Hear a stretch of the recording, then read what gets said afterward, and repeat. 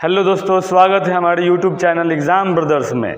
तो मुझे उम्मीद है आप लोग की मैट्रिक की तैयारी बहुत अच्छे से कर रहे होंगे। तो आज मैं आप लोगों के लिए लाया हूँ गणित का एक सीरीज, जिसमें मैं आप लोगों को बताऊंगा कि अभाज्य गुणनखंड कैसे निकाला जाता है। यानी किसी भी संख्या का अभाज्य गुणनखंड निकालने के लिए क्या क्या किया जाता है, मैं आज आप लोगों को बताने वाला हूँ। तो इस वीडियो में लास्ट तक बने रहिए और सीखिए अभाज्य गुणनखंड कैसे निकाला जाता है। तो सबसे पहले हम जानेंगे अभाज्य गुणनखंड होता क्या है। तो अभाज्य गुणनखंड को जानने से पहले हम जानेंगे कि अभाज्य संख्या किसे कहते हैं। तो वैसी संख्या जो एक और स्वयं से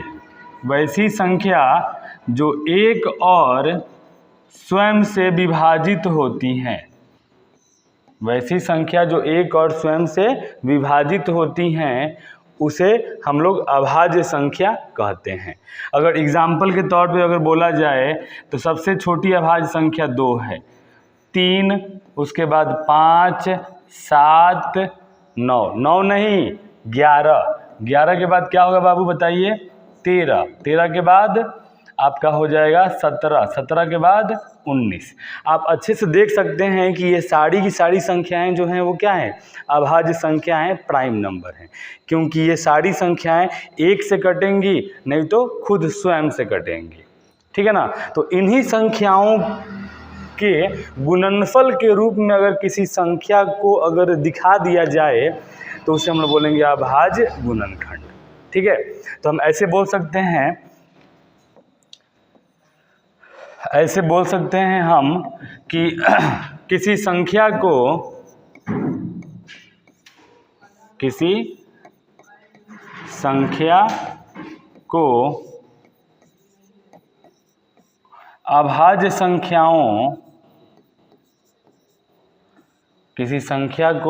अभाज्य संख्याओं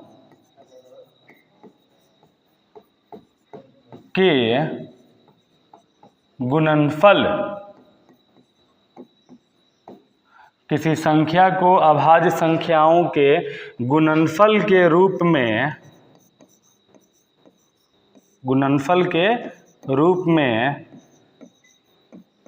व्यक्त करना ही अभाज्य गुणनखंड कहलाता है। अभाज्य गुणनखंड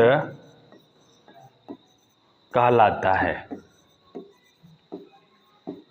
क्या कहलाता है बताइए, अभाज्य गुणनखंड कहलाता है, ठीक है। यानी किसी भी संख्या को अगर अभाज्य संख्याओं यानी 2, 3, 5, 7, उसके बाद 11, 13, 17, 19, ठीक है, 23, इन संख्याओं के अगर गुणनफल के रूप में अगर हम लिख दें तो वो संख्याएं क्या कहलाएंगी, वो आपका अभाज्य गुणनखंड या प्राइम फैक्टर कहलाएंगी, ठीक है। अगर हम यहाँ पे जैसे मान लीजिए आप हमारे पास एक संख्या है 8 है, 8 का अभाज्य गुणनखंड निकालिए। तो हमें मालूम है कि 8 जो है ये 2 से पूरा क्या होगा, कट जाएगा। तो ये हो जाएगा 2 चौका 8, फिर हो जाएगा 2 दूनी 4 और फिर हो जाएगा 2 एकम 2। यानी इसका अभाज्य गुणनखंड बताइए बाबू क्या आएगा, इसका आएगा 2 गुने 2 गुने 2, यानी 2 आ गया कितनी बार, 3 बार। तो 8 का अभाज्य गुणनखंड क्या है, 2 के पावर 3। उसी तरह अगर हम निकालें किसका, हम निकालें 36 का अभाज्य गुणनखंड। तो 36 का जब अभाज्य गुणनखंड हम निकालेंगे तो क्या होगा बताइए, ये 36 के लास्ट में 6 है, इसका मतलब ये 2 से कट जाएगा। तो 2 से कटेगा, बोलिए कितने बार में, 2 एकम 2, यहाँ बच गया 1 यहाँ रखेंगे तो हो जाएगा 16, 2 अठे 16, फिर हो जाएगा 2 9 18। अब बताइए 9 किससे कटेगा, 9 कटेगा 3 से, ये हो जाएगा 3 के 9, फिर हो जाएगा 3 एकम 3। यानी 36 के अभाज्य गुणनखंड में 2 आया है, 1 2 बार, तो इसे लिखेंगे 2 के पावर 2, और 3 आया है 2 बार, तो 3 के पावर 2। ये हमारा हो गया 36 का क्या, अभाज्य गुणनखंड, आंसर, ठीक है। उसी तरह अगर हम संख्या 120 का 120 का मुझे अभाज्य गुणनखंड निकालना है, 120 का। तो बोलिए यहाँ पे 120 के लास्ट में 0 है तो इसका मतलब 2 से कट जाएगा, ठीक है। तो 2 से कटेगा तो 2 से 2 छक्के 12, 0 का 0। फिर यहाँ 2 से कटेगा, 2 तिहाई 6, 0 का 0। फिर 2 से, जब भी आप लोग 2 से कटाइएगा ना तो उस संख्या का आधा लेना है। जैसे आप यहाँ 2 से कटाए तो 120 का आधा 60, 2 से कटाए 60 का आधा 30, फिर यहाँ 30 भी 2 से कट जाएगा तो बोलिए 30 का आधा क्या होता है, 15 होता है। फिर ये 15 बोलिए किससे कटेगा, संख्या के लास्ट में अगर 0 हो और 5 हो तो वो 5 से पूरा पूरा कट जाएगा, ठीक है।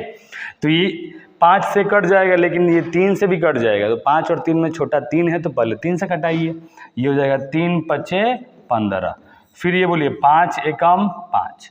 अगर हम इसको लिखेंगे अभाज्य गुणनखंड के रूप में तो आप देख सकते हैं 2 कितनी बार आया है, 2 आया है 3 बार, तो 2 के पावर 3। 3 आया है 1 बार तो 3 के पावर 1, और 5 आया है 1 बार तो 5 के पावर 1, ठीक है। यहाँ पावर में हम 1 नहीं देंगे तो क्या होगा, चलेगा। तो मुझे उम्मीद है आप लोग को अभाज्य गुणनखंड समझ में आया होगा। चलिए दोस्तों, तो अब हम लोग कुछ और क्वेश्चन लेते हैं, ठीक है ना। जैसे मान लीजिए हमारे पास एक क्वेश्चन है 729 का अभाज्य गुणनखंड निकालिए।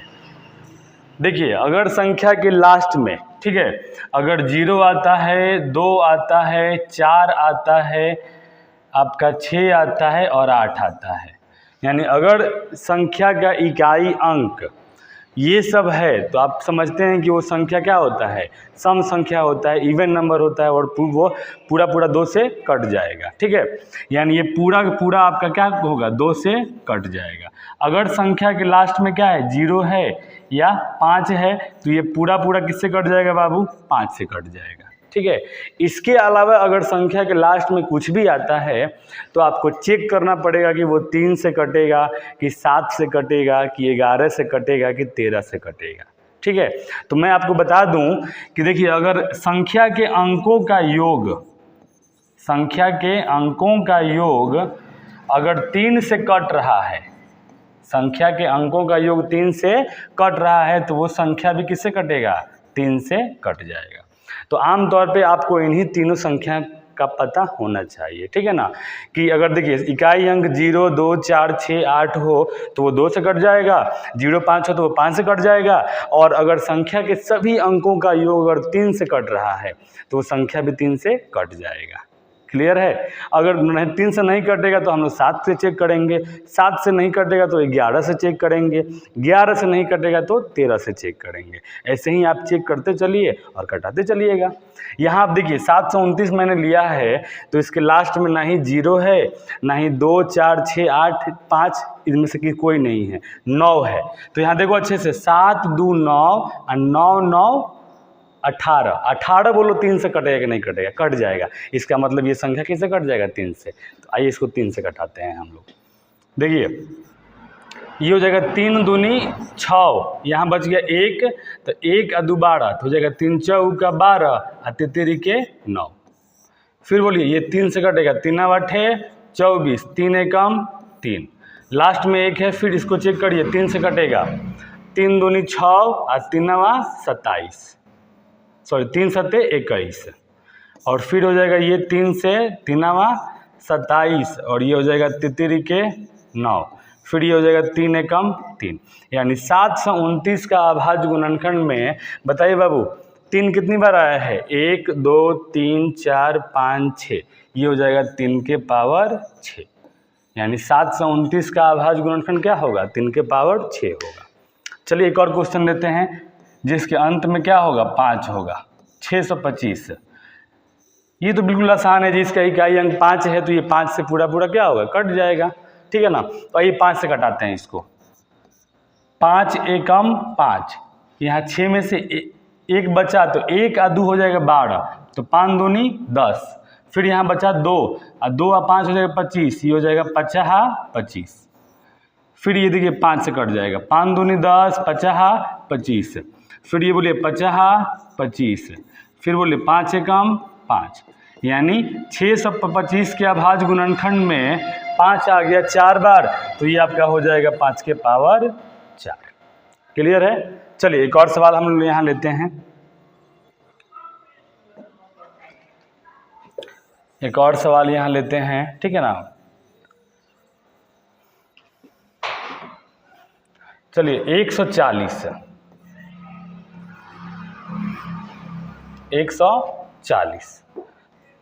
ये क्वेश्चन आप लोग के बुक में भी दिया होगा, ठीक है ना, कि 140 का अभाज्य गुणनखंड निकालें। हो जाएगा 2 सत्ते 14, ये हो जाएगा 0, फिर हो जाएगा 2 से 2 तिहाई 6 और 2 पचे 10। फिर ये बोलिए बाबू ये 35 किससे कटेगा, तो 5 से, 5 सत्ते 35, ये 7 कटेगा 7 से, 7 एकम 7। तो इसमें बोलिए 2 कितनी बार आ गया, 2 आ गया आपका 2 बार, अब 5 आया है 1 बार, और बोलिए 7 कितनी बार आया है 1 बार। एक लास्ट क्वेश्चन मैं लेने जा रहा हूँ, ठीक है ना, और ये क्वेश्चन जो है वो क्या है, आसान नहीं है, ठीक है। तो एक लास्ट क्वेश्चन हम लोग देखते हैं, और ये क्वेश्चन देखकर बहुत सारे विद्यार्थियों से नहीं बनता है। 1001, ठीक है। तो आइए इस संख्या को हम लोग चेक करते हैं, ये कटेगा तो कटेगा किससे, क्योंकि ये 3 से भी नहीं कटेगा। अगर आप भाग करेंगे ना, देखिए यहाँ पे तितरी के 9, यहाँ बचा 1, तितरी के 9, लास्ट में 11 बच गया। इसका मतलब ये क्या होगा आपका 3 से नहीं कटेगा। तो 7 से चेक करिए, 7 से कटेगा कि नहीं कटेगा। चलिए हम लोग भाग करके चेक कर ले रहे हैं। 1001 में 7 से भाग कर लीजिए बाबू, तो हो जाएगा ये आपका 7 एकम 7, ये 3 0, ये 7 चौक 28, 2 1, ये हो जाएगा 70 के 21, कट गया जी 7 से। इसका मतलब ये 7 से कटेगा। कितने बार में भाग लगेगा बताइए, 143 बार में। अब बताइए 143 किससे कटेगा, तो 143 कटेगा 11 से, 11 एकम 11 और 11 तिहाई 33। अब बताइए 13 किससे कटेगा, 13, तो 13 कटेगा 1 से। तो 1001 के अभाज्य गुणनखंड में बताइए 7 कितनी बार आया है, 1 बार, 11 कितनी बार आया है, 1 बार, और 13 कितनी बार आया है, 1 बार। तो ये हमारा हो गया फाइनली आंसर। तो आपके बोर्ड मॉडल में, आपके बोर्ड एग्ज़ाम में ऐसा क्वेश्चन देखने को मिलता है। अगर आप ऐसे प्रश्नों को सॉल्व करते हैं तो ये क्वेश्चन आपको एग्ज़ाम में 2 नंबर दे सकता है, ठीक है ना, और आपको 2 नंबर आसानी से मिल जाएगा। मुझे उम्मीद है आप लोग को अभाज्य गुणनखंड निकालना आ गया होगा। थैंक यू, धन्यवाद।